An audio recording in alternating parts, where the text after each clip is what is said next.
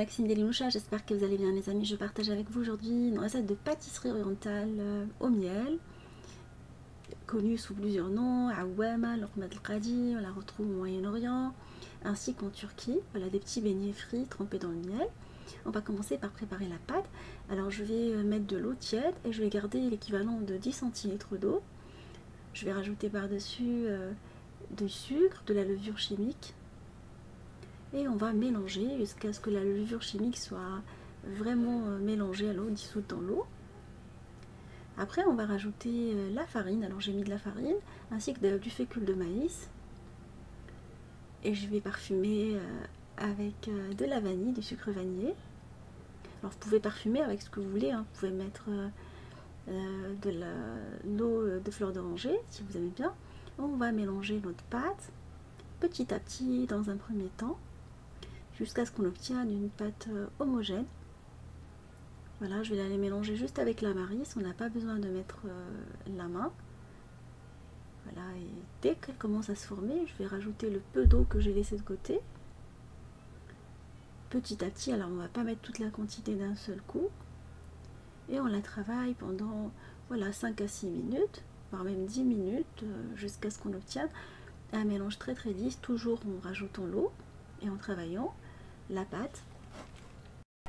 Alors ma pâte est maintenant prête, je vais par la suite rajouter l'huile, alors l'huile de table. On va l'incorporer d'un seul coup à la pâte en la mélangeant. Alors cette opération peut être réalisée au robot hein, si vous n'aimez pas le faire. Mais je trouve que pour une petite quantité, ressortir le robot, voilà, c'est pas pratique.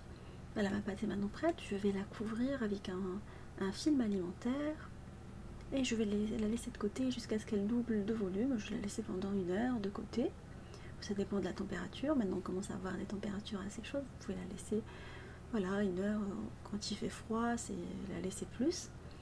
Une fois la pâte a bien gonflé, on va la transvaser dans un poche de pâtisserie, ou dans un sac plastique qu'on va trouver. Moi je vais utiliser cet appareil là en fait en plastique, en silicone. Je vais transvaser la pâte dedans. J'ai un tout petit peu galéré, je l'ai prise avec la main.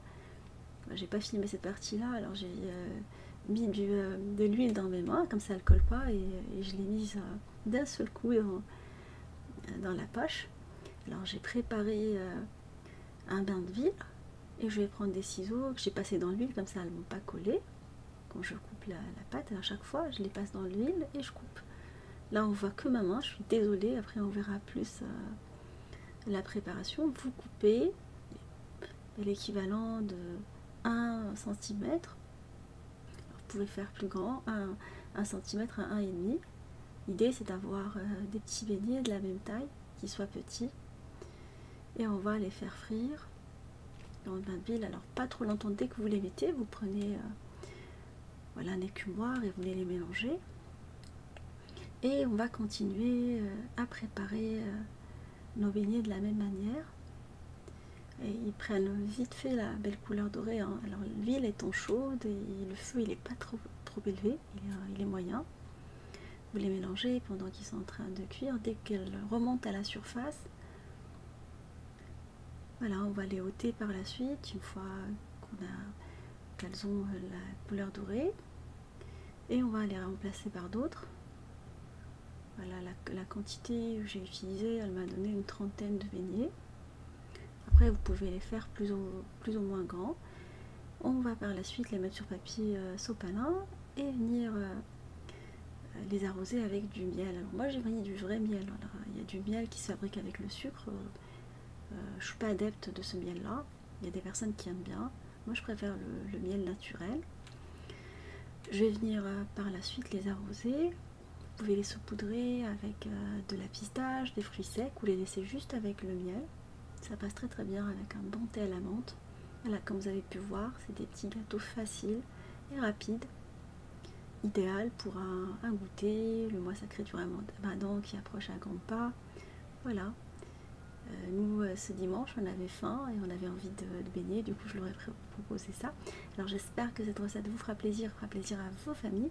Je vous fais des gros bisous d'amour, merci pour vos messages d'encouragement. On se dit comme d'habitude, on se retrouve sur la cuisine d'Edmoucha avec de nouvelles recettes à la voyage culinaire. À bientôt.